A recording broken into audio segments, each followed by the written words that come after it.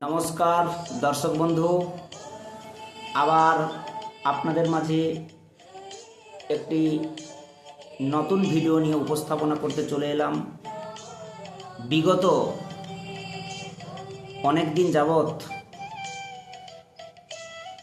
আমার অত্যন্তভাবে গুরুদায়িত্ব বহন করতে গিয়ে আমি আপনাদের মাঝে ভিডিও উপস্থাপনা করতে পারিনি, তার জন্য ক্ষমা প্রার্থী। চলে যাই আমার চ্যানেল শ্রী কস্তুরী অ্যাস্ট্রোলজি। কস্তুরী অ্যাস্ট্রোলজির পক্ষ থেকে সবাইকে স্বাগত জানাই। আশা রাখছি দর্শক মণ্ডলীর উদ্দেশ্যে সবাই ভালো আছেন, ভালো থাকতে হবে। আগামী দিনের প্রজন্মদের কাছে আমাদের নিত্য নতুন ভিডিও আমাদেরকে তুলে ধরতে হবে। অনেকেই কমেন্ট করে বলেছেন, অনেকে ফোনে বলেছেন, দাদা আপনার অনেক দিন ভিডিও পাচ্ছি না। তো যাই হোক, একটু সময় বের করে বিভিন্ন রকমের কাজে তো আমি ব্যস্ত থাকি, তার মধ্যেও আমি একটু সময় বের করে আজকে একটি নতুন ভিডিও আপনাদের জন্য নিয়ে এলাম। বর্তমান সমাজে যে ব্যভিচারী দিকগুলো আমাদের মাঝে সমাজের যে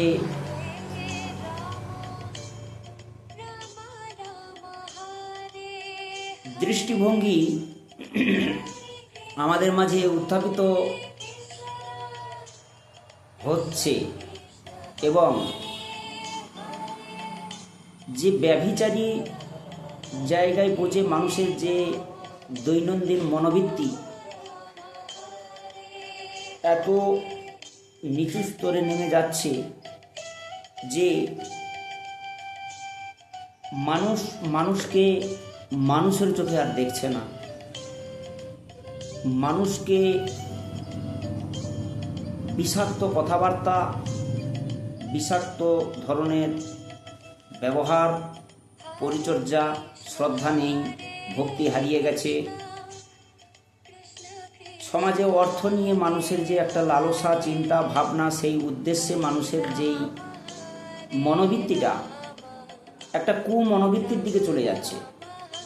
দর্শক বন্ধু, আজকে সেই কুমনোবৃত্তি মাধ্যমে যে মানুষের যে প্রকৃত দৈনন্দিন চলার ক্ষেত্রে জ্ঞাতভাবে পাপ কাজ করা এবং অজ্ঞাতভাবে পাপ কাজ করা দুটোর কিন্তু বিভেদ রয়েছে। তাই অনেকে আমাকে কমেন্ট করে বলেছেন যে শাস্ত্রীজি, বর্তমান সমাজে যে মানুষ নবাগত যে সকল প্রজন্ম তারা আর আমাদেরকে মানছে না। বাবা মা, ঠাকুরদা এবং ঠাকুমা, জ্যাঠা, কাকা, কাকিমা, দিদা এবং আরও নতুন নতুন প্রজন্মের কাছে যে সকল সম্পর্কের ডালি নিয়ে তারা শ্রদ্ধাশীল ব্যক্তি, তাদেরকে সেই জায়গা থেকে, সেই শ্রদ্ধার জায়গাতে তাদের কথাও শুনছে না এবং সেই সঙ্গে সঙ্গে তারা তাদের অহংকারে লিপ্ত হয়ে, অর্থের লালসার প্রতি দৃষ্ট হয়ে একে অপরের কাছে ভুলবশত এগুলো অত্যন্ত চারিত্রিক, ব্যক্তিগত নেটাল চার্ট, কার কি বিশ্লেষণ, এগুলো তো দেখার দরকার। জ্যোতিষশাস্ত্রে তাই মান্যতা দেয়, চিরদিন দিয়ে এসেছে, পূর্বেও ছিল, বর্তমান তো এগুলো হুবাহু আরও বৃদ্ধি পেয়েছে। দর্শক বন্ধু, নতুন করে কিছু বলার নেই। আজ যে মহা উপস্থাপনটা নিয়ে আপনাদের কাছে আমি বার্তা নিয়ে পৌঁছতে চলে এলাম, সেটি হচ্ছে, অনেকেই আমাকে বলেছেন যে শাস্ত্রীজি, এই বর্তমান সমাজে যে সকল ছেলে মেয়েদের জন্য এরা যে পাপ কাজ করছে, এদের পাপের কোনো প্রায়শ্চিত্ত, পাপ কাজ করলে আমাদের জ্যোতিষশাস্ত্রে আখ্যা দেওয়া আছে, ধর্মশাস্ত্রে আখ্যা দেওয়া আছে, পাপ কাজ করলে কিন্তু পাপের খণ্ডন করা যায়, সেই সিস্টেম আছে। কিন্তু এমন কিছু কিছু পাপ আছে যেগুলো সারা জীবন তাদেরকে বহন করে চলতে হয়।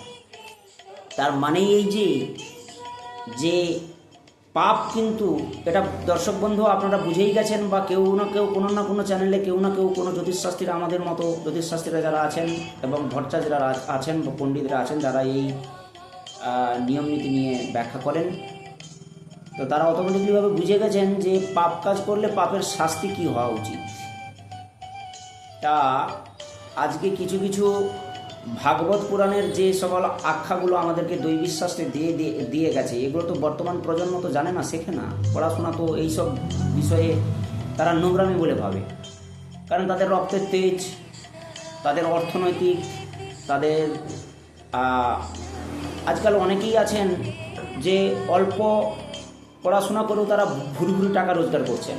আবার অনেকেও আছেন যে অনেক টাকা রোজগার করবার পরেও, মানে অনেক পড়াশোনা করবার পরেও অনেক টাকা রোজগার করতে কিন্তু তিনারা পারেন না। তার মানেই তার গ্রহচক্রের যে একটা কালো বিপর্যয় দণ্ড এসে দাঁড়িয়ে আছে, এটা কিন্তু তিনারাও উপলব্ধ করতে পারেন না।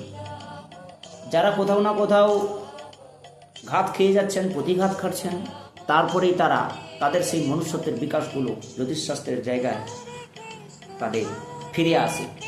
কোথাও না কোথাও ঠেকা খেলে এই জায়গাতে তারা আসে না। দর্শক বন্ধু, আজকে এই মহাপাপের যে মহাপাপ করলে, পাপ অনেক রকমের আছে, পাপ কর্ম আমরা কোনগুলোকে বলবো এবং মহাপাপের প্রায়শ্চিত্ত কী, মহাপাপ করলে তার কি পদ্ধতি আছে যে আমি সেই পাপ কাজটা করে ফেলেছি কুজ্ঞাতবশত, অজ্ঞাতবশত বা জ্ঞানত আমি করে ফেলেছি, সেইখান থেকে আমি বেরিয়ে আসবো কী করে, তার কি প্রতিবিধান রয়েছে শাস্ত্রে। চলুন শাস্ত্রে কি বলছে দেখি।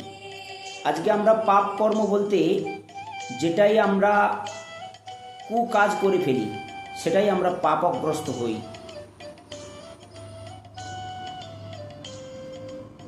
পাপ কর্ম আমাদের ভাগবতে উপাখ্যানে বলা আছে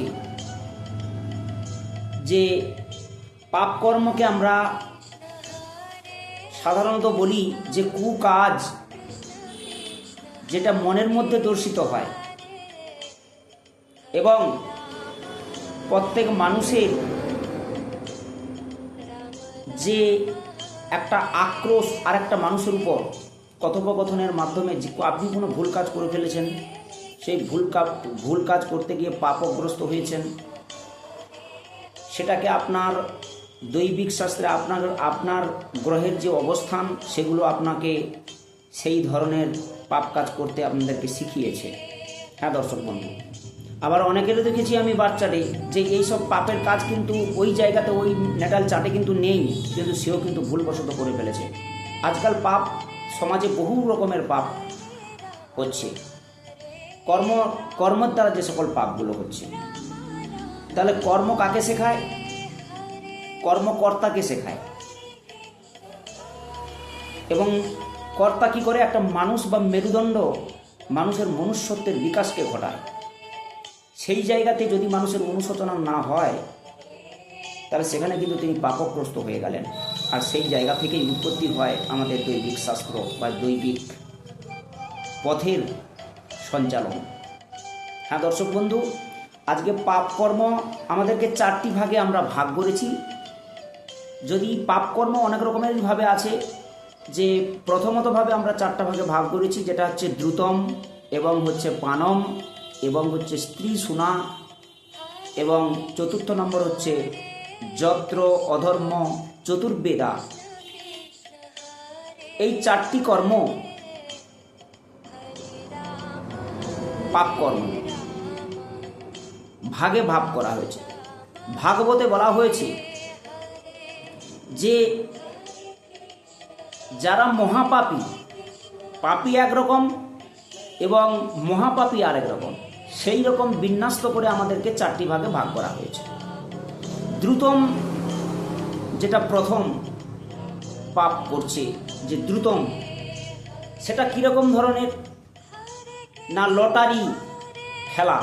আমি পরিশ্রম না করে তাড়াতাড়ি বড়লোক হব এবং পরিশ্রম না করে আমি তাড়াতাড়ি কিভাবে অর্থগুলোকে অল্প পরিশ্রম না করে অর্থকে দ্রুতভাবে মুনাফা নিতে পারবো এবং সঞ্চয় করব। সঞ্চয় তো অনেক পরের জিনিস, শেষ রাখতে পারবে কি ভাগ্য তার কি বলছে।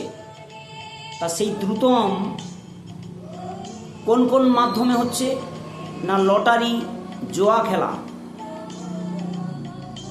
দ্রুত ক্রিয়া, তাড়াতাড়ি হয়ে যাচ্ছে, সেগুলো হচ্ছে দ্রুতম। এবং পালম, যেগুলো হচ্ছে আমাদের দেখেছি, বিশেষ করে ওয়েস্ট বেঙ্গল বেসিসে দেখেছি ম্যাক্সিমাম প্রজন্ম থেকে, এবং যারা প্রবীণ ব্যক্তিরা এবং নবীন ব্যক্তি তো তারা হয়ে গেছে নেশাগ্রস্ত। তারা কি জানি কিসের জন্য নেশাগ্রস্ত করে। নেশা কি মানুষকে আকর্ষণ করে না মানুষ নেশাকে আকর্ষণ করে, সেটা এখনো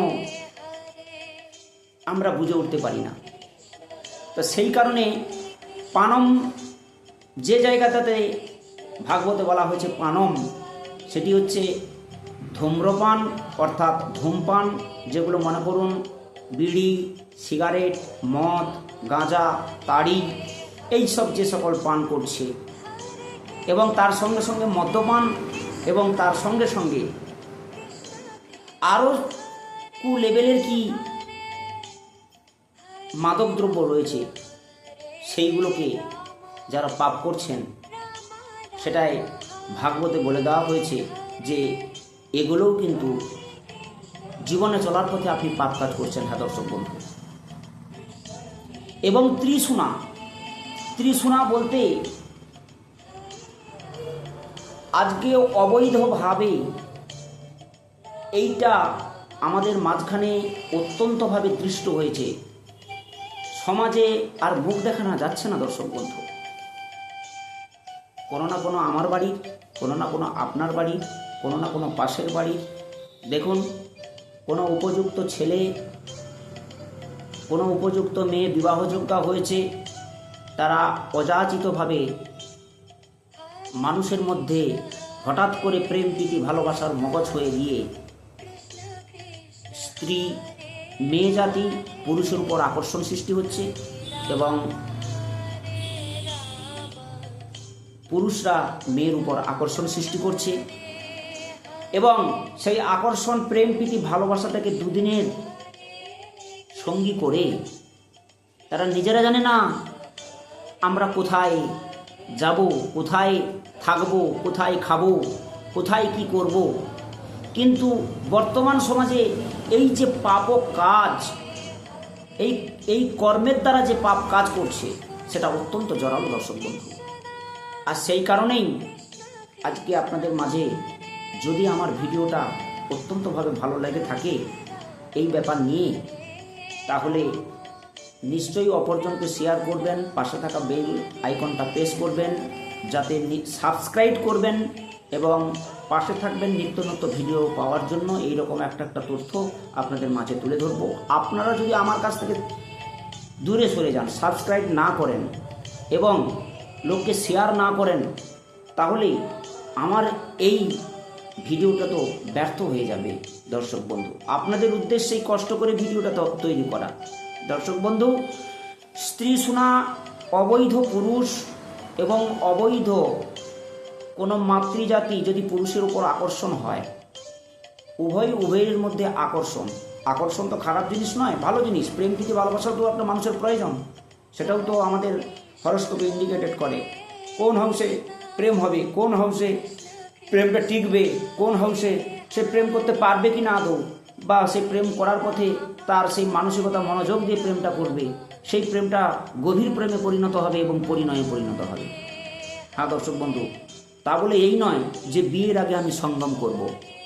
একটা পুরুষ শুধু ছুটে যায় একটা নারীর কাছে, এবং একটা নারী ছুটে যায় পুরুষের কাছে। তাদের অল্প দিনের মধ্যে তারা মনে করে যে আমাদের সব কিছুটাই মনে হয় পরিপূর্ণতা লাভ করলো, এবং তার সঙ্গে সঙ্গে আমরা পরিণয়ে চলে গেলাম এবং সংসার বাঁধতে শুরু করলাম। ও সংসার টিকে না দর্শক বন্ধু। আজকাল আমি ভারতবর্ষের কথা বলবো না, আমি যে এলাকাতে বাস করেছি, বা আপনারা যে এলাকাতে দর্শক বন্ধু আমার ভিডিওটা দেখছেন, যারা আপনারা বসছেন, কোনো না কোনো বাড়ির, দেখুন আপনার বাড়ির কোনো না কোনো এক ব্যক্তি হয়তো এইভাবে ঠকে গেছে, কোনো এক মেয়ে ছিল সেও হয়তো ঠকে গেছে পুরুষের কাছে অজ্ঞাতভাবে, আপনাদের কোনো মতামত না নিয়ে। দেখুন, গুরুর আশীর্বাদ, বাবা মায়ের আশীর্বাদ, বড়দের সংসারে বড়দের আশীর্বাদ এবং ছোটদেরও আশীর্বাদ, তার সঙ্গে সঙ্গে এটা কিন্তু কর্তব্য দর্শক বন্ধু, এগুলো নেওয়ার কর্তব্য। সেই কর্তব্য থেকে যদি কেউ বঞ্চিত হয়, কাউকে কোনো ইগনোর করে কখনো বড়লোক হওয়া যায় না দর্শক বন্ধু।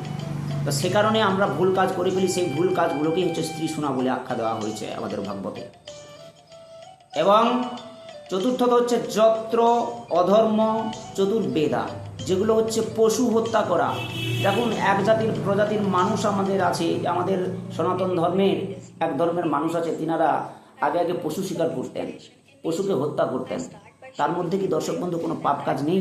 হ্যাঁ আছে, আমাদের ধর্মীয় শাস্ত্রও আছে, যেগুলো এই যে গো হত্যা হওয়া বা বিভিন্ন রকমের ছাগ বলি হওয়া বা বিভিন্ন রকম, দেখুন ছাগ বলি হওয়া সেটাও কিন্তু ঈশ্বরের উদ্দেশ্য সমর্পিত করা। তা বলে এই নয় যে ওই বলির কথা বলা হয়েছে, সেটা কিন্তু নয়। ওই বলির কথা বলা অর্থ পশু হত্যা, বলি করা মানেই কি পশু হত্যা? না, সেটাও কিন্তু দেবাচারে আমাদের বেদ, উপনিষদ এবং শাস্ত্র জ্ঞানে বলছে যে যেটার প্রতি মানুষ সমর্পিত হবে সেই সমর্পিত বস্তুটা আমরা ৩৩ কোটি দেবতা যিনারা আছেন তিনাদের কাছে তাদের সেই গভীরভাবে যে তাদের প্রতি সমর্পণ হওয়া, সেটাকেই বলি বলে আখ্যা দেওয়া হয়েছে। আমি বিভিন্ন রকমের পুজো পদ্ধতিতে দেখি অনেক ঠাকুরমশাইরা পুজো করতে বসে গিয়ে মাদক দ্রব্য পান করছেন। কোথায় বলা আছে? আমি নিজেকে চ্যালেঞ্জ করে বলছি, অন রুটে ক্যামেরার মাঝখানে বলছি, যে ধরনের সুরা আমরা পান করে চলেছি ওই ধরনের সুরার কথা কিন্তু উল্লেখ করেনি দর্শক বন্ধু, এটাও আপনাদের জানার দরকার। আজকে যার বাড়িতে পুজো হচ্ছে তিনিও ওই মাদক দ্রব্যটা তিনিও দিয়ে দিচ্ছেন, ঠাকুরমশাই যেটাই বলছেন সেটাই করছেন। কারণ আপনারা কি একবারও বিবেচনা করে দেখেছেন যে এটা কি প্রকৃত জিনিস?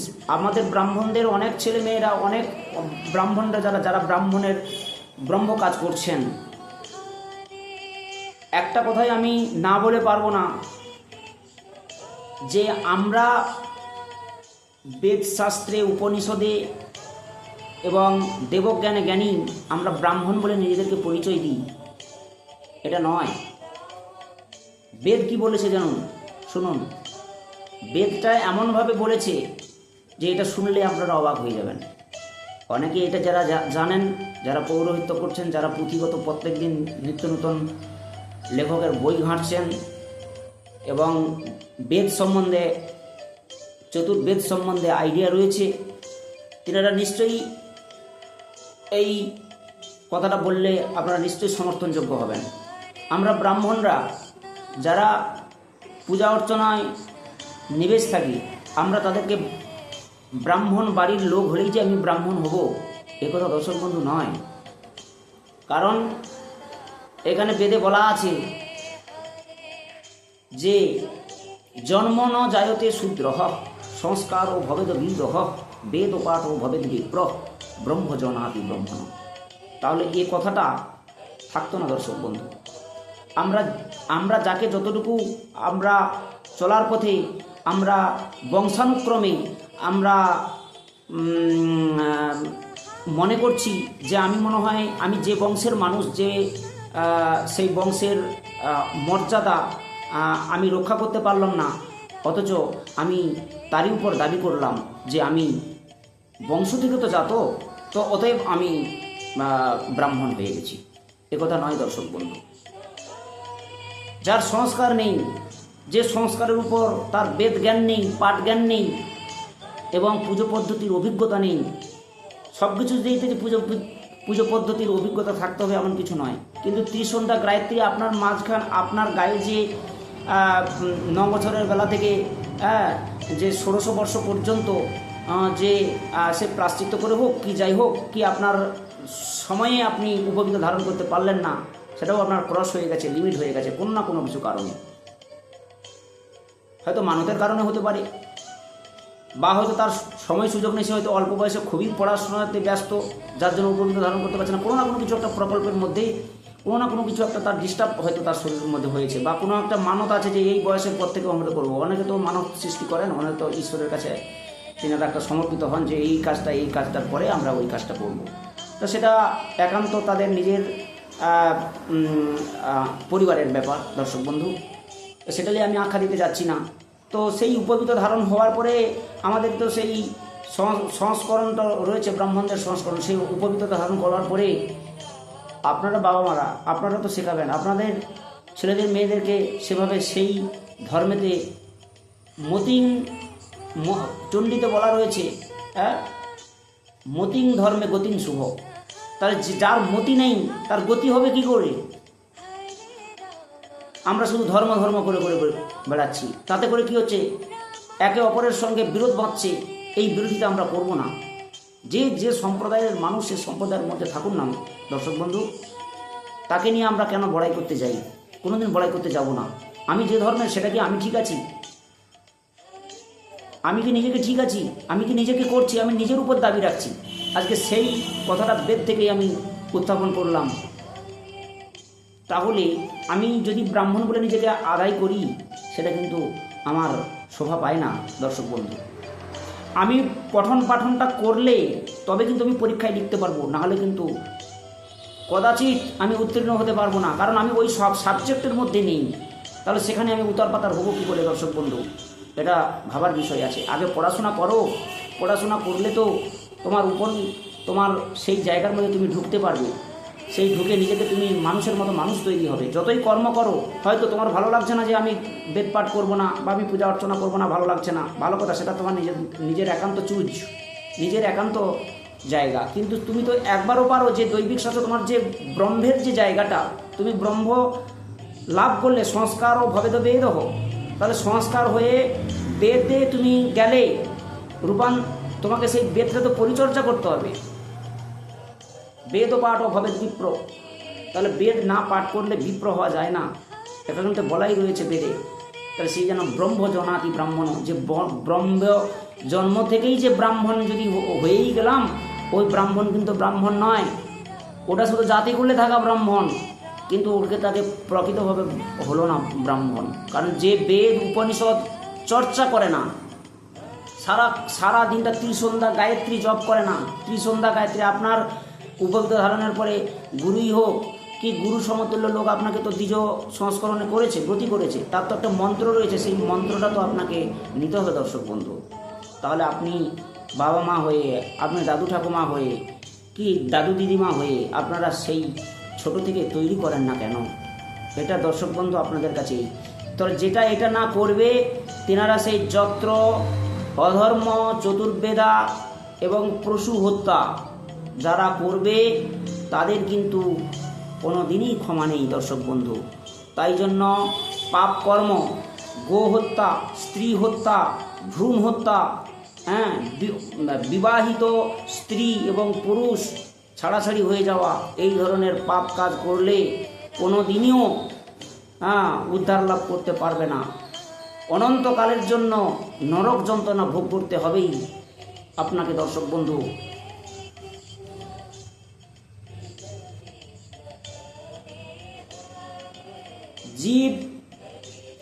জীবদ্দশায় কতদিন বেঁচে থাকবেন, কোনো মানুষ তাদেরকে সম্মান করবে না, এবং সমাজে মানুষেরা তাদেরকে প্রতিনিয়ত অবহেলা করে চলবে। সমাজের মানুষেরা তাদেরকে অবহেলা তো করবেই করবে, এবং তারপরে মানসিকভাবে এবং শারীরিকভাবে অনেক কষ্ট, দুঃখ, যন্ত্রণা তাদেরকে নিতেই হবে দর্শক বন্ধু। এই প্রতিটি মানুষের বুদ্ধিমান ব্যক্তির কর্তব্য হচ্ছে মনুষ্য সমাজে যে পাপ কর্ম হচ্ছে বর্জন করা। কর্ম মানেই পাপ নয়, আর পাপ মানেই কর্মের মধ্যে চলে যাওয়া। কে আমাকে শিখিয়েছে কুকাজ কর্ম করতে? বাট আমি যদি কাজও করে থাকি কুকর্ম, আমার মনে হচ্ছে যে যেটা আমি মনে হয় কুকর্ম করে ফেলেছি, তার জন্য কি করা উচিত? তার জন্য আমাদের সংস্করণে বলা হয়েছে পাপ কাজ করলে প্রায়শ্চিত্ত করতে হয়। যে যেমন পাপ করবে তার সেই পাপের প্রায়শ্চিত্ত কিন্তু তাকে সেই ভোগ করতে হবে। দর্শক বন্ধু, এই প্রতিটি মানুষের বুদ্ধি জ্ঞান ব্যক্তি কর্তব্য হচ্ছে এই পাপ কর্ম বর্জন করা, যা শাস্ত্র বুদ্ধি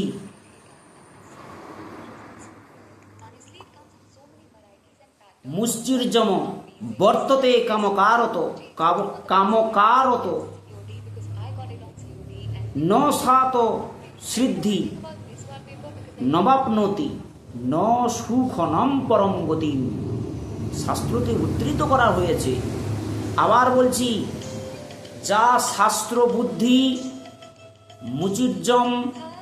মুষ্টির্জম বর্ততে কামকারত ন সাত সিদ্ধি নবাপ্নতি ন সুখনম পরম গতি।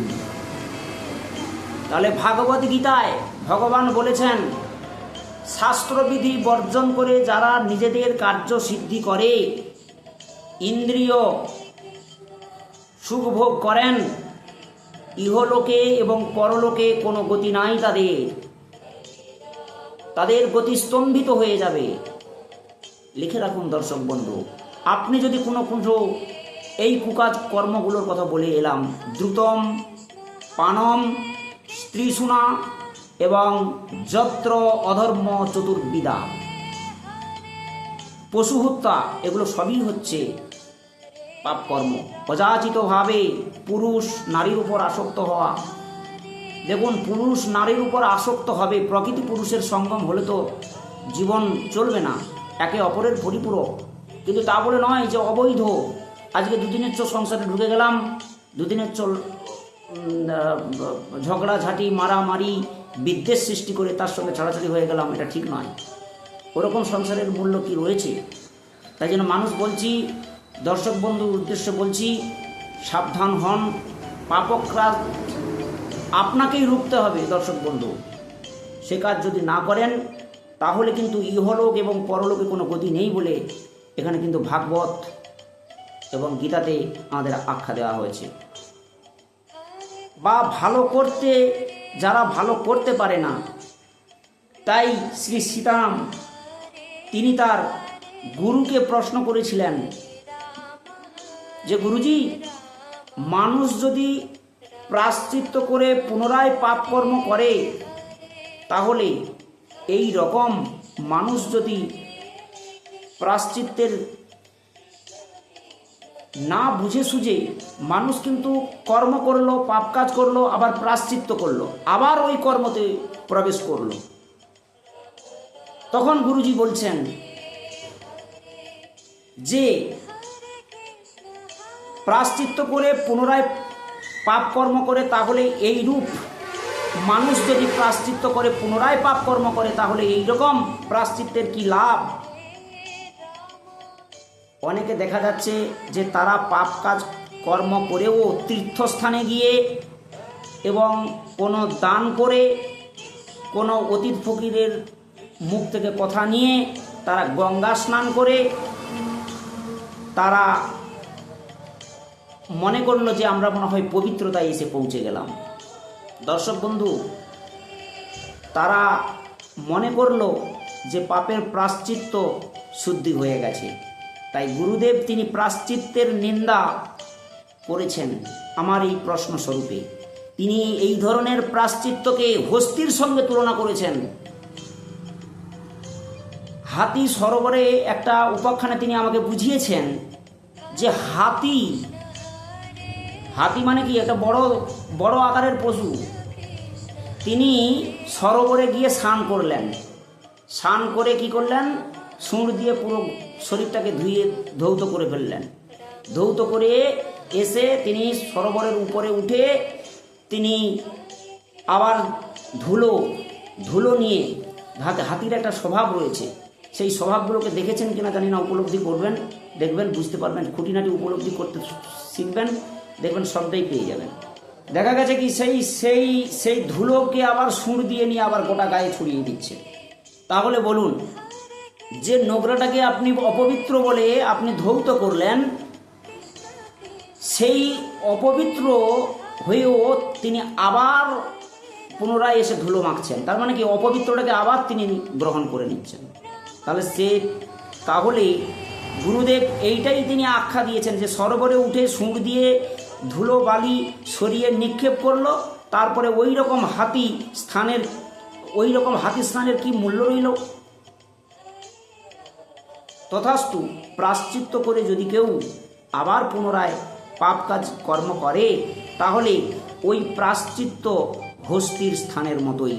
তাই সেই জন্যই প্রকৃত প্রায়শ্চিত্ত কি? প্রায়শ্চিত্ত হচ্ছে আমাদের অন্তরের যে কৃষ্ণ অর্থাৎ যে ধারণা, যে মনোবৃত্তিটাকে একটা গোলাপ ফুলের ন্যায় বা একটা সুগন্ধি ফুলের ন্যায়, রজনীগন্ধা ফুলের ন্যায় আমরা বিকাশ করব, সেটাই হচ্ছে, তাকেই আমরা মন থেকে জাগ্রত করব, ইষ্টকে জাগৃত করব। তাই ভগবান গীতায় 4th অধ্যায়ে জ্ঞান যোগে বলে গেছেন যে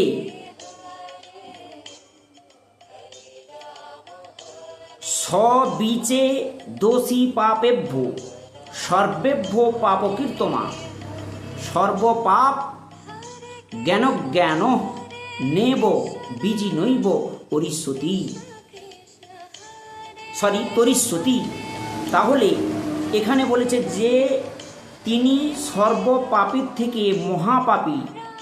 তিনি যদি সমস্ত জ্ঞানের কথা শুনে নিজেকে পরিবর্তনশীল হয়ে, জ্ঞানের অধিকারী হয়ে নিজেকে পরিবর্তন করেন, তবেই তিনি মুক্তি লাভ পাবেন।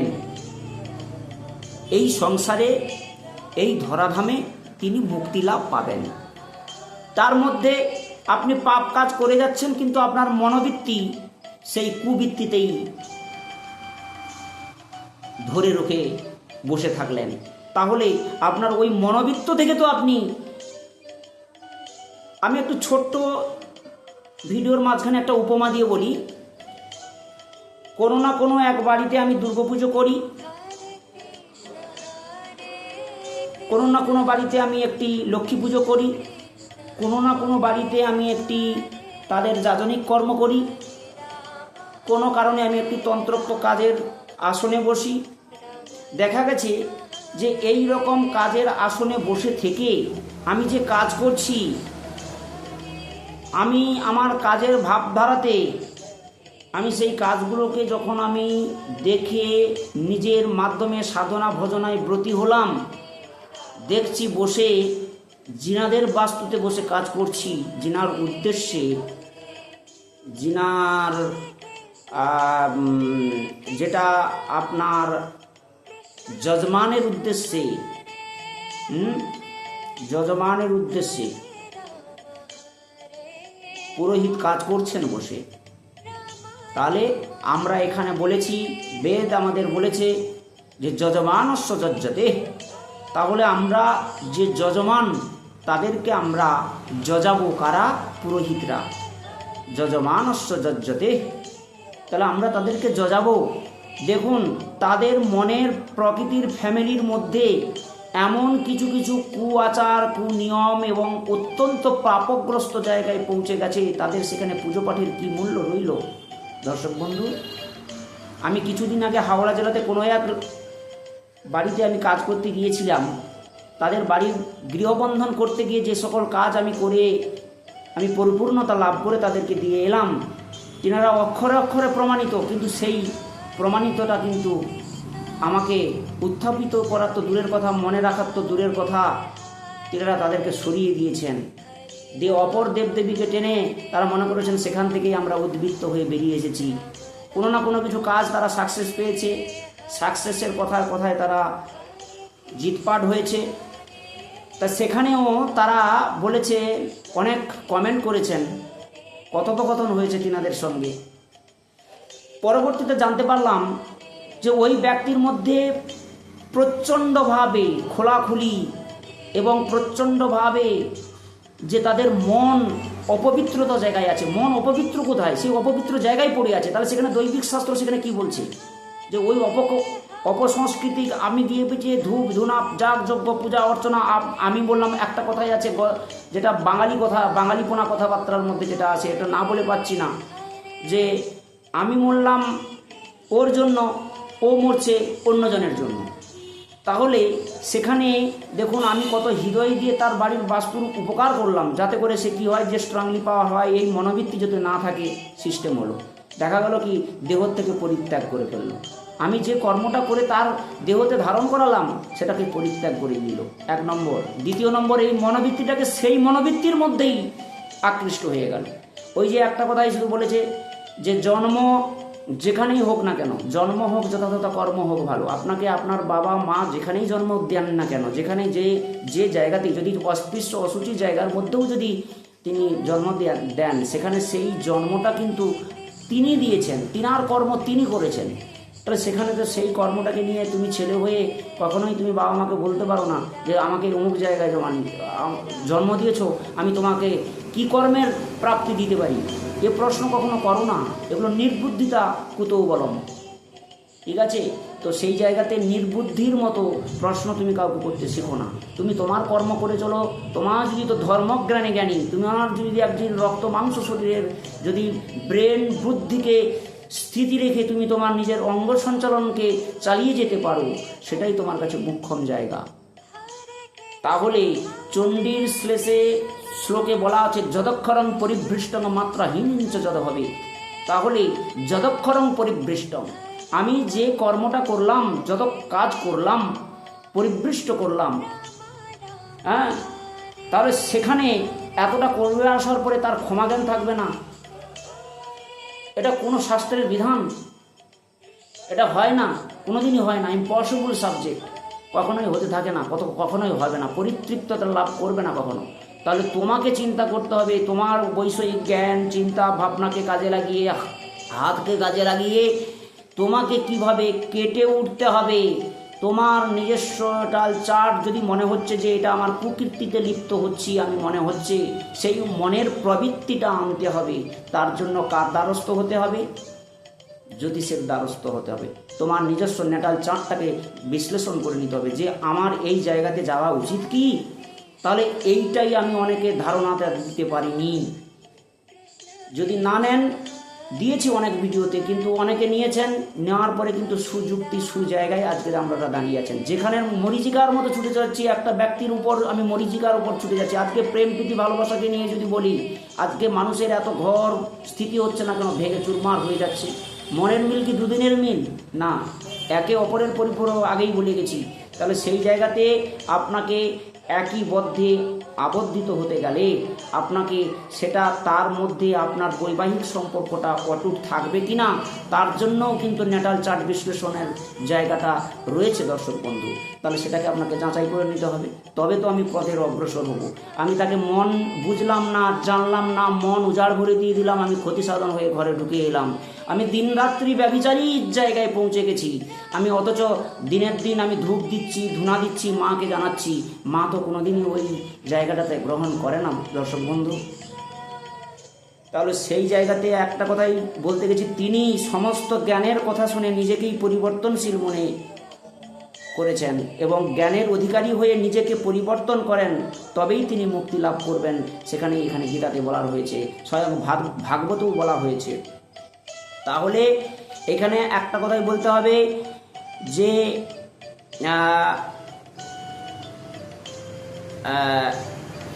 সবিচে দোষী পাপেভ্য সর্বেভ্য পাপকীর্তমা সর্বপাপ জ্ঞানে জ্ঞান নেব বীজি নেব তরিষ্যতি। তাহলে পরিবর্তন যদি মানুষের মন থেকে যদি না হন, মনের পরিবর্তনটাকে যদি আপনি না নিয়ে আসেন, বাইরে বহিঃপ্রকাশ না করেন, তাহলে তিনি কিন্তু কোনোদিনই মুক্তি লাভ করতে পারবেন না।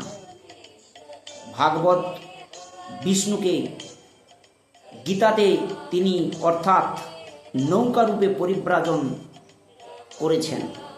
সেখানে দর্শক বন্ধু এই ভাগবত গীতা যদি কেউ পাঠ করেন এবং সমস্ত রকম নিয়ম পালন করেন, তাহলে সমস্ত পাপ থেকে মুক্তির উপায় বলে গেছেন এবং পাপ থেকে উদ্ধার পাওয়া যায়। তাই ভগবান গীতায় সর্বোত্তর পরিচ্ছেদে সর্বশেষ পরিচ্ছেদে তিনি উল্লেখ করে গিয়েছেন সর্ব ধর্মান পরিত্যাজ্যং মামেকং শরণং ভজ অহং তাং সর্বপাপেভ্যো মুখ্যয়ামি মা শুচ। তাহলে স্বয়ং গীতায় কিন্তু তিনি এইভাবেই কিন্তু ওই পরিচ্ছেদে এইভাবেই উল্লেখ করে গেছেন, সর্বধর্মান পরিত্যাজ্যং, আবার বলছি সর্বধর্মান পরিত্যাজ্যং মামেকং শরণং ব্রজ অহং তাং সর্বপাপেভ্যো মুখ্যয়ামি মা শুচ। তাহলে ব্রজ ধর্মান পরিত্যাজ্য মামেকং শরণং ব্রজ, হে অর্জুন, অর্জুনকে লক্ষ্য করে সমস্ত মানুষদেরকে বলেছেন সমস্ত কথাকথিত ধর্মকে ত্যাগ করে আমার শরণাগত হও, তাহলে আমি তোমাদেরকে সমস্ত পাপ থেকে উদ্ধার করব। এখানে গীতাই বলে গেছেন অহংতাং সর্বপাপেভ্যো মুখ্যয়ামি মা শুচ। অর্থাৎ তুমি কোন অনুশোচনায় করো না। এই রকম সুবুদ্ধি নামে একজন গরুড়ের রাজা ছিলেন। আমি গরুড় পুরাণ থেকে একটা উপলব্ধি আপনাদের উপমা আমি দিচ্ছি এই ভিডিওতে, যে এখানে গরুড়ের অর্থাৎ তুমি কোনো অনুশোচনা করো না। এক সময় সুবুদ্ধি নামে একজন রাজা ছিলেন, তিনি গরুড়ের রাজা। তার অধীনে হাসেন শাহ চাকরি করতেন। হাসেন শাহ তিনি চাকরি করতেন। তিনি একটি দিঘি খনন করেছিলেন। তো সেই কাজটি করতে গিয়ে ওনার কিছু ভুল ত্রুটি হয়ে গেছিল। হুসেন শাহকে তখন তিনি বেত্রাঘাত করে ফেলেছিলেন। যখন তিনি বেত্রাঘাত করে ফেলেছিলেন, দণ্ড দিয়েছিলেন এবং কালক্রমে সুবুদ্ধি রায় বলে যে যখন রাজা হয়েছিলেন তিনি, সুবুদ্ধি রায় বলে একজন রাজা, যখন তিনি রাজা হয়েছিলেন তখন একদিন হুসেন শাহের বেগম দেখতে পেলেন ওনার পিঠে একটি বেত্রাঘাতের চিহ্ন। বেত্রাঘাত মানে কি, একটা বেত বা একটা লাঠি, সেই লাঠিটার চিহ্ন দেখতে পেল গায়ে। যখন সেই চিহ্নটা দেখতে পেল, ওনাকে জিজ্ঞাসা করলেন বাদশাহ, ওনাকে জিজ্ঞাসা করলেন, হুসেন শাহর স্ত্রী ওনাকে জিজ্ঞাসা করলেন যে বাদশাহ আপনার পিঠে আঘাতটা কিসে? তখন উনি বললেন অত্যন্ত পুরানো দিনের কথা তো, অত্যন্ত পুরানো দিনের ঘটনা তো। তিনি একটা উপলব্ধি করে তিনি বলছেন যে ওটা অনেক পুরানো দিনের কথা তো, যাক ওটা নিয়ে আর বিশ্লেষণ করার লাভ নেই, ঠিক আছে। তখন উনি বললেন যে তখন তিনি ওই সুনামের ওই ঘটনাটা শোনার আপনার কোনো প্রয়োজন নেই। তাই বেগম বললেন আমি শুনতে চাই তোমার ওই দাগটা কোথা থেকে এসেছে। তখন হুসেন শাহ বললেন যে সুবুদ্ধিরা যখন রাজা ছিলেন না, কিছু ভুল তাদের মধ্যে আমাকে দণ্ড দিয়েছিলেন। আমার ভুল কিছু হয়ে গেছিল, সেই ভুলটা কিন্তু আমাকে দণ্ড দিয়েছিলেন। তখন বেগম বললেন আপনি তাকে প্রাণদণ্ড দিলেন না? তখন তাকে জিজ্ঞাসা করছে আপনি তাকে প্রাণদণ্ড দিলেন না? তখন যখন রাজা ছিলেন আমার ভুলের জন্য দণ্ড দিয়েছিলেন, সেটা তো ভালোই করেছিলেন, ওর জন্য তাকে প্রাণদণ্ড কেন দিব আমি? এই বলে তিনি তাকে প্রশ্ন করলেন। তখন বেগম বললেন তাহলে আমি কিছু উপদেশ তোমাকে দিচ্ছি, তুমি কি সেটা গ্রহণ করবে? তখন তখন তিনি বললেন যে তাহলে তথাস্তু, আপনি বলুন। তারপর তিনি আজ থেকেই আহার করা বন্ধ করে দিব। হ্যাঁ, মানে তিনি বললেন যে যদি তুমি আমার কথাটা শোনো, সেটা কোন কথা না, আজ থেকে উনার আহার তুমি বন্ধ করে দিও, তবে উনি টের পাবেন যে কেন এই বদনামটা বা এই বেত্রাঘাতটা তোমার উপর পড়েছিল। যদি তুমি তার প্রাণদণ্ড না দাও, তিনি আবার জিজ্ঞাসা করেন, হোসেন শাহ স্ত্রী তিনি আবার বললেন যে তুমি যদি এই কথাটা যদি তাকে না বলো, তার প্রাণদণ্ড না দাও, না হলে আমি কিন্তু জাতিচ্যুত করে দেবো। ঠিক আছে? তখন তার স্ত্রীর প্রতি কথায় বশবর্তী হয়ে তিনি কি করলেন, তিনি করোয়ার পানি পান করিয়ে দিলেন। করোয়ার বলে একটা জিনিস আছে, সেখানে তার মানে জল থাকে, সেই জলটা তিনি পান করিয়ে দিলেন। যখন তিনি পান করিয়ে দিলেন না, তখন কিন্তু তিনি জাতিচ্যুত হয়ে গেলেন। এর ফলে ব্রাহ্মণ সমাজ তাকে হিন্দু সমাজ থেকে এক ঘরে করে দিল। বর্তমান দিনে মানে সত্য যদি চলে যায়, যদি যুগের নামান্তর বলি, যে সত্য ত্রেতা এবং দাপর পর্যন্ত কিছু কিছু ব্রাহ্মণদের তখন এমন ঘটনা ছিল যে তারা এত জ্ঞানী পুঁথিতে জ্ঞানী ছিলেন, তিনার বাড়ির কোনো স্ত্রী এবং ছেলেমেয়েরা যদি কোনো কুকর্ম করে, তার কথা বেদবাক্যের নামান্তরের বিপরীত ফল করে, তাহলে কিন্তু তাদের বেদবাক্য কিন্তু অগ্নিস্ফুলিঙ্গের মতো বেরিয়ে যেত। সেই বেরিয়ে যাওয়াটাই তাদের অভিশাপের জায়গা হয়ে দাঁড়িয়ে যেত। সেই অভিশাপ থেকে মুক্তি পাওয়াও কিন্তু খুব কঠিন হয়ে পড়তো। তাহলে যখনই তিনি বলে ফেলতেন না, তখন কিন্তু আর তিনি ফিরিয়ে নিতে পারতেন না। যখন তিনি ফিরিয়ে নিতে না পারতেন, তখন তিনি কিন্তু তাকে কি করতো, যখন ওই অভিশপ্ত হয়ে যেত না, যখন কোনো কারো ক্রোধবশত তিনি যখন তাকে সেপে দিবেন বা কোনো কিছু কথা বলে ফেলবেন না, এটা কিন্তু মার্কিং করবেন। হ্যাঁ দর্শক বন্ধু, আপনাদের উদ্দেশ্যেই বলছি, নমনীয়তা স্বীকার করুন না, তাতে দেখবেন আপনার চলার পথ প্রশস্ত হবে। যদি তখন তার ক্রোধীবশত তার উপর কোনো বিড়ম্বনা সৃষ্টি করেন, সেই ক্রোধটা কিন্তু আপনার মধ্যে রয়ে গেল। সেই ক্রোধটা যখন রয়ে গেল না, তখন তাদেরকে মনে করলো যে আমি মনে হচ্ছে কুসমাজের একটা অঙ্গীকারবদ্ধ হয়ে গেলাম। তখন তাদেরকে কি করবে, একঘেয়েমি করে দেবে। যখন একঘেয়েমি করে দেবে না, ঘোরামি করে দেবে না, তখন কিন্তু আপনি আপনার জাতিগ্রস্ত থেকে কিন্তু আলাদা হয়ে গেলেন। এটা সব তখনকার দিনে মানে সত্য ত্রেতা দাপরেতেও কিন্তু এই ধরনের ঘটনা ঘটেছে। কলিযুগে তো কী হচ্ছে সেটার জন্যই তো আজকে আপনাদের কাছে উত্থাপনা করছি। সেটা কথা বাদ দেন, সেটার জন্যই তো উত্থাপনা দেয়। সেই জায়গা থেকে বেরিয়ে আসা কিভাবে যাবে করছি। তাহলে সেই জায়গাতে কী করলেন, হুসেন শাহর স্ত্রী তিনাকে কিন্তু এই কথাটাই বলে ফেললেন যে আপনি যখনই ওই কথাটা বললেন যে ওকে কিন্তু উনি তখন শুনলেন না। তখন ওনাকে কী করলেন যে তাহলে আমি এর জল দিচ্ছি, তাহলে আপনি ওই জলটা পান করুন, পান করলেই তাহলে কিন্তু হয়ে যাবে। এই বলে হুসেন শাহর স্ত্রী কী করলেন, ওকে জলটাকে করোয়ারের পানি তিনি খাওয়ালেন এবং সেইখান থেকেই কিন্তু তিনি জাতিচ্যুত হয়ে গেলেন। যখন জাতিচ্যুত হয়ে গেলেন, ব্রাহ্মণ সমাজ কিন্তু তাকে হিন্দু সমাজ থেকে কিন্তু আলাদা করে দিতে থাকলো। সেই সিদ্ধান্ত নিতে গেলেন, যখন তিনি তাকে আলাদা করে দিলেন, তখন তো আর ব্রাহ্মণ সমাজে তার কাছে তো থাকা তো অধীন হয়ে পড়ছে। হ্যাঁ, তখন তো জায়গায় আর থাকতে পারছে না। তখন সে কী করবে, তার ফলে ব্রাহ্মণ সমাজ তাকে হিন্দু সমাজ থেকে এক ঘরে করে দিল। তখন সেই শুভবুদ্ধি রায় তিনি বিভিন্ন ব্রাহ্মণের কাছে এর থেকে মুক্তি পাওয়া যায় কিভাবে, তিনি নিজেকে চিন্তা করতে লাগলেন। চিন্তা করতে করতে করতে করতে বিভিন্ন ব্রাহ্মণের কাছে গেলেন। বিভিন্ন ব্রাহ্মণ বিভিন্ন রকমের ভাস দিচ্ছেন। হ্যাঁ, তাতে কিন্তু তিনি কোনো কিছু কার্য আর কিছু হচ্ছে না। কিন্তু ওই ব্রাহ্মণ সমাজ তাকে কিন্তু আর কিছু ওই জায়গাতে ব্রাহ্মণের জায়গাতে তাকে ফিরিয়ে আনবেন না, এরকম একটা চিন্তা ভাবনা।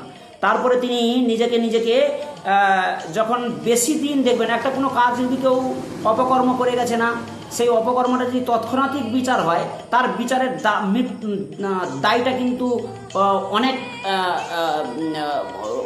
মানে লঘু থেকে গুরুতে রূপান্তরিত হবে। হ্যাঁ, মানে খুব জোরালো হবে। যখন জায়গা দেখবেন বেশি দিন অতিবাহিত হয়ে যাবে, তার গুরুত্বটা কিন্তু কমতে থাকবে। তো সেই রকম তদ্রূপ তিনারও হয়েছিলেন। তখন তিনি কি করলেন, তখন তিনি নিজেকে নিজেকে চিন্তা করলেন যে এই ব্রাহ্মণের সমাজে, ব্রাহ্মণের ছেলে হয়ে ব্রাহ্মণের সমাজে যদি না থাকি তাহলে ব্রাহ্মণের কাজটা তাহলে আমি কি করে করব, বা আমাকে সমাজ মেনে নেবে কি না, এইগুলো সব ব্যাপার আছে। তখন তিনি কি করলেন, তখন তিনি অন্তিম, যখন যে সিদ্ধান্তটা তখন নিচ্ছেন তখন কিন্তু অন্তিম জায়গায় পৌঁছে গেছে, অনেক দিনের ব্যাপার। তারপরে তিনি হঠাৎ করে তিনি মনে করলেন যে আমি হঠাৎ করে আমি একবার কাশিতে যাই তো দেখি, কাশিতে ওখানে অনেক বড় বড় পণ্ডিত আছেন, তাহলে আমি সেই পণ্ডিতের কাছে গিয়ে আমি পণ্ডিতকে জিজ্ঞাসা করব যে কাশীর পণ্ডিত বিশ্ববিখ্যাত, তা সেখানে তিনি তার জ্ঞানের অধিষ্ঠাত্রী, সেখানে গিয়ে তিনি তাদেরকে জিজ্ঞাসা করলেন, বলছেন যে ব্রাহ্মণজি, তিনি সদয় হলেন, তার দরবারে উপস্থিত হলেন। তিনি তার ব্রাহ্মণকে তখন জিজ্ঞাসা করছেন যে ব্রাহ্মণ, আমার তো এই হয়েছিল, হুসেন শাহের স্ত্রী আমাকে এই বলেছেন, এবং তার আগে আমাকে মানে এই সময়ের জন্য আমাকে একটা বেত্রাঘাত করা হয়েছিল, সেই বেত্রাঘাতের কথাটা আমি হুসেন শাহের স্ত্রী তিনি জেনে ফেলেন, এবং তিনি আমাকে তার এই কঠোরতার শাস্তির জন্য তিনি বলেন, এবং আমি তার ধর্ম পালন করিয়ে আমি এইরকম ধরনের হয়েছি, ব্রাহ্মণরা আমাকে বিতাড়িত করছে, এর থেকে ভাস কি পাওয়া যায়। তখন কাশীর ব্রাহ্মণ তিনি বলছেন কি যে তুমি গরম ঘি খেয়ে ফেলো। কি বলছে, যে তুমি গরম ঘি খেয়ে ফেলো। আপনারা বলুন তো, ভাবুন তো, একটা মানুষ কুকর্ম করে গেছে, তাকে ক্ষমা দেওয়া যাচ্ছে না? ক্ষমার তো পদ রয়েছে, বেদী শাস্ত্র বিধান, শাস্ত্রের যদি বিধান হয় তাহলে বিধানের কিছু না কিছু কুকর্মের তার তো ফল তো তার আছে, সেটা থেকে তো বেরিয়ে আসতে হবে। তিনি তাকে ক্রোধী বশতে বললেন যে তুমি গরম ঘি ভেয়ে ফেলো, মানে তার মানে কি, তুমি যে পাপ কাজ করেছো সেই পাপ কাজ থেকে তোমার উদ্ধার পাওয়া খুব কষ্টকর ব্যাপার। তাহলে সেই জায়গাতে কাশীর ব্রাহ্মণ তিনারা বললেন যে তুমি গরম ঘি পান করো, আত্মহত্যা করে মরো, তবে তোমার পাপের প্রায়শ্চিত্ত হবে। তখন তিনি আর অপেক্ষা না করে তিনি ওইখান থেকে স্থানচ্যুত হয়ে গেলেন। হয়ে তিনি আস্তে আস্তে আস্তে আস্তে ওইখান থেকে মনের মধ্যে যে তার আশা আকাঙ্ক্ষা এবং প্রজ্বলিত দীপ্তের মতো জ্বলতে থাকছে যে আমি এমন একটা কুকর্ম করেছি, আমার অনুশোচনা আজকে আমাকে, আমার হয়তো ছিল না, কিন্তু অন্য লোকের মাধ্যম দিয়ে আমাকে অনুশোচনা করালো, তাহলে সেই জায়গাতে আমি কি করে স্থির থাকি? তাহলে তখন তিনি কি করলেন, তখন তিনি রাস্তায় মনটাকে ফিরিয়ে নিয়ে একান্ত মনোবৃত্তিতে তিনি পথচারিত হতে হতে তিনি রাস্তায় আসতে থাকছেন। যখন তিনি রাস্তায় আসছেন, দেখেন যে চৈতন্য মহাপ্রভুর রাস্তা দিয়ে তিনি উপস্থিত হচ্ছেন। তখন কোন কাল চলছে না, দাপর কাল চলছে, এবং কলিযুগে মহাপ্রভু, দাপরের শেষ অংশ এবং কলির প্রথম অংশ। তাহলে কলিতে তখন কিন্তু আমাদের চৈতন্য মহাপ্রভুর আবির্ভাব ঘটে গেছে। হরে কৃষ্ণ নাম, হরে কৃষ্ণ কৃষ্ণ কৃষ্ণ হরে হরে, হরে রাম রাম রাম হরে হরে, এই যে কয়েক সংখ্যার যে বাণী, এটা প্রত্যেক মানুষের মাঝখানে বেরিয়ে গেছে যে এর নামের কি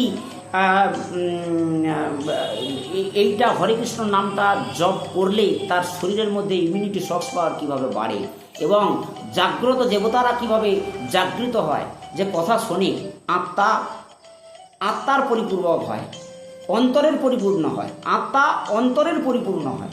তাহলে সেই কারণে তিনি কি করলেন, চৈতন্য মহাপ্রভুর কাছে এসে পড়ে তিনি তার রাস্তা দিয়ে যাচ্ছেন, সমস্ত দুঃখের কথা নিজে তিনি নিবেদন করলেন মহাপ্রভুর কাছে। তখন মহাপ্রভু তাকে এক নাম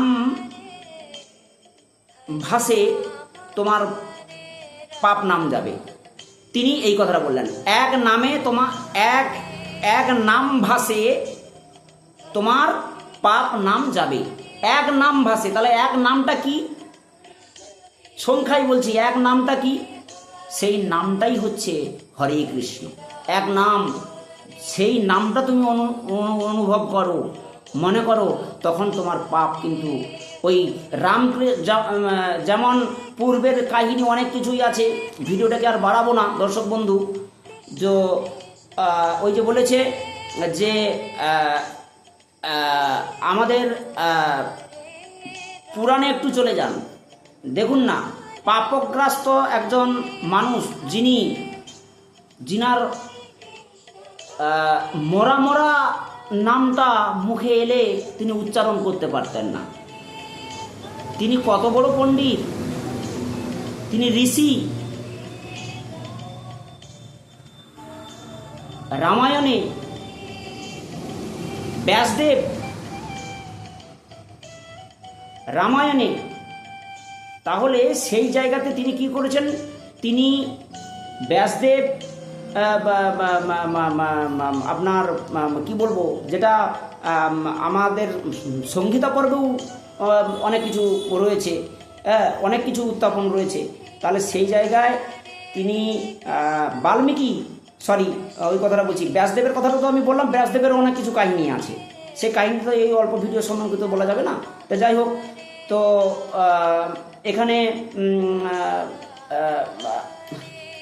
সাধারণত রামায়ণের কথা যদি আমি বলি, হ্যাঁ, সেখানে বাল্মীকি এমন একটি লোক ছিলেন, তিনি উই ঢিপির উপর বসে সব সময় তিনি এত পাপ কাজ করে গেছেন, যেখানে পাপ কাজ প্রতিনিয়ত প্রতিদিনের দিন পাপ কাজ করে গেছেন, সেই পাপ কাজটার কথা তো তিনি তার মুখ থেকে উদ্গার হচ্ছিল না।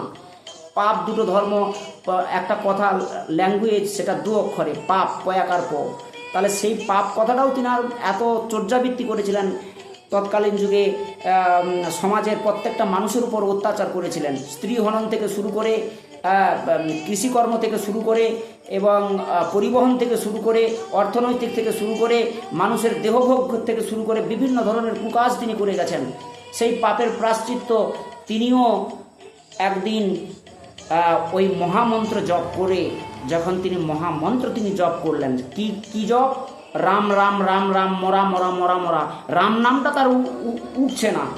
রাম নাম মানে কি? তিনিও তো একটা ঈশ্বরের অধিষ্ঠাত্রী, শ্রীকৃষ্ণের অধিষ্ঠাত্রী, তিনি ঈশ্বর ভগবান রাম, তিনি স্বয়ং। তাহলে তিনার নামটাও কিন্তু তিনি প্রকাশ করতে গিয়েও তার নামটা উচ্চারণ হচ্ছিল না, এত তিনি দস্যুতা বৃত্তি করেছিলেন, এত তিনি সমাজে কুবৃত্তি অর্জন করেছিলেন, যে তার মধ্যেও তিনি মরা মরা মরা মরা নাম জপ করতে করতে যখন হাজার সংখ্যক মরা মরা করতে লাগলো, তখনই তার প্রতি উত্তরে তার রামের শব্দ বেরিয়ে এলো মুখ থেকে। যখন তিনি শব্দটা বেরিয়ে এলেন, তখন সেই পাপ থেকে তিনি মুক্তি পেলেন। তদ্রূপ ব্যাসদেবেরও অনেক কাহিনী, মহাভারত, রামায়ণ, মনুসংহিতা, এইসব উপন্যাস, এইসব উপন্যাস পড়ুন না দর্শক বন্ধু, দেখবেন অনেক উপমা আমাদের দেওয়া আছে। কতটুকুই বা আপনাদের কাছে আমি প্রেরণ করতে পারলাম, কমেন্টে জানাবেন যে হ্যাঁ এটা আমার ভালো লেগেছে, যে এটা তো আমাদের জানা ছিল না, এটা হচ্ছে। হ্যাঁ, ব্যাসদেব তিনি কি করে ব্যাসদেব হলেন? সাধারণত তিনি চণ্ডাল বংশের মানুষ ছিলেন, তিনি আজকে ব্যাসদেব হিসেবে, হ্যাঁ, ব্যাসের উক্তিতে ব্যাসদেব, বুঝতে পেরেছেন? তিনি আজকে রাজা ছিলেন। তিনারও অনেক কথোপকথন আছে, অনেক ভিডিওতে আবার পৌরাণিক কাহিনী, গরুড় পুরাণের বিভিন্ন কাহিনী ইতিমধ্যে দিয়েছি, আপলোড করেছি, সেগুলো দেখতে থাকুন, শুনতে থাকুন, বুঝতে থাকুন, দেখবেন অনেক উপমা তৈরি হবে আপনাদের মাঝে। যাই হোক, তাহলে তিনি কি করলেন? সেই দুঃখের নিবেদনটা তিনি মহাপ্রভুর কাছে, মহাপ্রভু তিনি তার মন্ত্রটা দিয়ে দিলেন। সেই মন্ত্রটার নাম আবার একবার উল্লেখ করছি, এক নাম ভাসে তোমার পাপ নাম যাবে। তাহলে এই নামটা তিনি যখন বলে ফেললেন, তখন তার কৃষ্ণচরণে ব্রতী হয়ে গেল তিনি। আর নাম ভাবে কৃষ্ণচরণ পাইবে। হ্যাঁ, এখানে আবার বলছে তিনি, এক নাম ভাসে তোমার পাপ নাম যাবে, আর নাম ভাবে কৃষ্ণচরণ পাইবে। আর কৃষ্ণ নামে নাম হইলে কৃষ্ণ স্থানে স্থিতি, মহাপাতকের হয় এই প্রায়শ্চিত্তি। এটি কবিতার ছলে তিনি বলে গেলেন, কে? চৈতন্য মহাপ্রভু। এবং সরল মন্ত্র প্রদান করলেন তিনি, অর্থাৎ তিনি করতে চাইলেন ভগবানের নাম জপলেই তোমার মুক্তি লাভ হবে। দর্শক বন্ধু, আমার কথাটা বলার কারণটাই হচ্ছে এই যে আপনি পাপ কাজ তো করেই ফেলেছেন, কিন্তু পাপ কাজটা করার অনুধাবনটা আপনার মাথার মধ্যে যে সেন্সিটিভিটি আসছে না, যে আমি তো পাপ কাজ করে ফেলেছি, এর থেকে কি মুক্তি পাবো, আর কী বা মুক্তির আশা করব, যে আমি এমন কি কাজ করলি যে ওইখান থেকে আমি পাপ থেকে মুক্তি হয়ে বেরিয়ে চলে আসব, এবং আমি ঈশ্বরের ভজনা করছি, সাধনা করছি, আর ধূপ দিচ্ছি, ধুনা দিচ্ছি, খাবার দিচ্ছি, দৈবিক বাড়িতে পুজো অর্চনা পদ্ধতি করছি, কি মূল্য পূজা পদ্ধতিত করার? আজকে যে ব্রাহ্মণকে নিয়ে এসে পূজা অর্চনা করবেন আপনার উদ্দেশ্যে হিতার্থে, হ্যাঁ, ব্রাহ্মণস্য